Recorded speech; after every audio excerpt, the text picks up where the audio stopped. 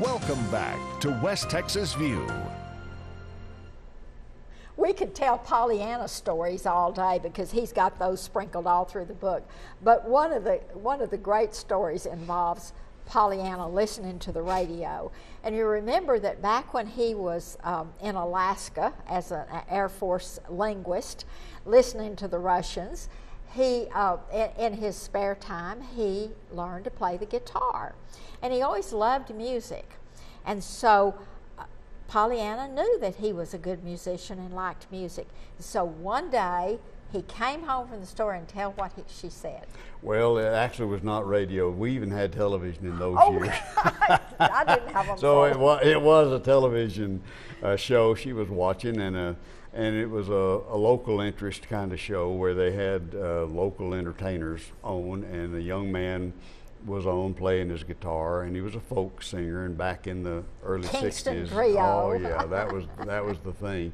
Well, this guy in the interview portion indicated he wanted a partner to join him, and they would form a singing duo, and make it big and go to Hollywood and all of these wonderful things. Rock and roll exactly. Star. So Pollyanna took his name and number down when I got home from work. See, she knew when to jump when opportunity. Oh yeah, she did. And I thought, boy, this is what I've been waiting for. This is going to be my career.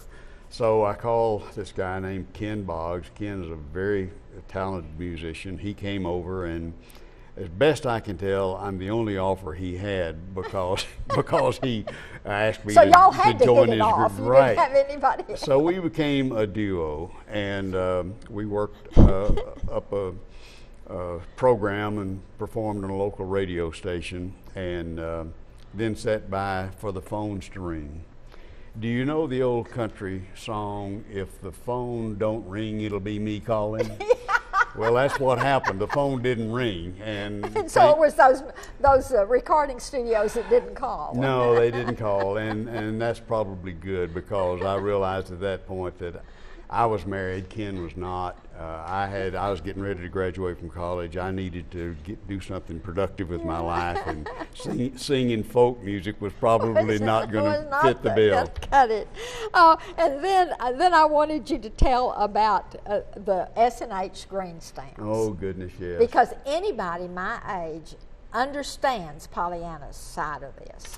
Well, here's the picture. We're students at the University of Texas, barely making ends meet. We're both in college. She's working in a part-time job and then taking care of all the household stuff on top of that. I'm working full-time. We're using every penny we can get our hands on. And sometimes have to eat beans for 3 days before paychecks come. Well, Pollyanna learns about this wonderful new concept called S&H green stamps. And a service station near where we lived gave green stamps with purchases. The problem with that is it cost more to buy the gasoline there than some other place that didn't give the green stamps. And I tried to reason with her about this, and she would not be dissuaded. She had to have those green stamps. Well, when I graduated from college then, I absolutely got my comeuppance on the green stamps. I had been introduced to golf a few years before and had only played a very few times, but I really liked it, and I knew I wanted to play someday. She got me a new set of golf clubs for my graduation with those green stamps. Yes, that was a wonderful memory I will never ever forget. And it still makes a tear come to your eyes, Absolutely doesn't it? does. I love it. Absolutely does. And so, was that one of your lessons, that you learned never to argue with Pollyanna? Because we women are always right. Always right. Always right. I tell my husband, we think through these things. Certainly. So anyway, so you were in on this evolution of the convenience store, from being a mini supermarket to being a real convenience store in the sense of it. And you considered it a penny making business, but it made lots of pennies. Yeah. And as opposed to a dollar making kind of business. But then the next thing was that when you watch this convenience store concept grow and adapt, from early on, you saw the need to be involved in trade associations.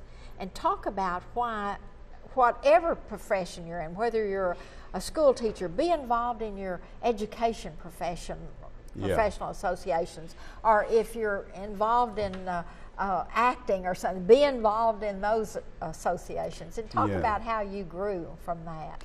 Well, the reality is that every industry, whatever it may be, has its own issues they have to deal with. And if you're trying to deal with those things as one person, you're not going to get very far. You need to have people that have similar circumstances and similar ideas working together, and in that manner you can accomplish things. And as a result of that, I got involved with the National Association of Convenience When Stores. it was in its infancy. Yes, right. The Texas Retail Grocers Association, the Texas Oil Marketers Association, Texas Restaurant Association, all organizations that had members comprised of people like we were that had a lot of the same issues, a lot of the same problems. And so working together, we could impact legislation that may be coming down the pike that could be harmful to the industry, or perhaps get legislation passed that could be helpful. Worked with the various state and federal agencies that administered the various programs that affected us. It's just an absolute key to being tuned in and involved in the political atmosphere. But as important as that is also the educational element of it. By being in these organizations that have their annual meetings and have educational programs where you'd learn what other people were doing, learn from their successes as well as from their mistakes. So it's just a wonderful overall experience to be a part of those. And one of the things that you talked about in the book was where California has always been a bellwether state. Correct. And so they introduced a proposition that if it had gone into effect would really have had a disastrous effect on the convenience store business, and that was called beer gas ban. Beer gas ban, and explain that. Yeah, well, at that time, service stations in California were fighting convenience stores, trying to keep convenience stores from selling gasoline. And so they came up with this ingenious concept that they knew if they could pass a law in the legislature, and let's face it, you can pass a lot of different weird laws in California, but if they could pass this law that would not allow a store to sell both beer and gasoline, then that would keep the convenience stores that sold beer from selling gasoline. And that was going to kill the whole thing. We got to take a break, and we'll be back in just a minute and finish this conversation. Stay tuned. West Texas View will be right back.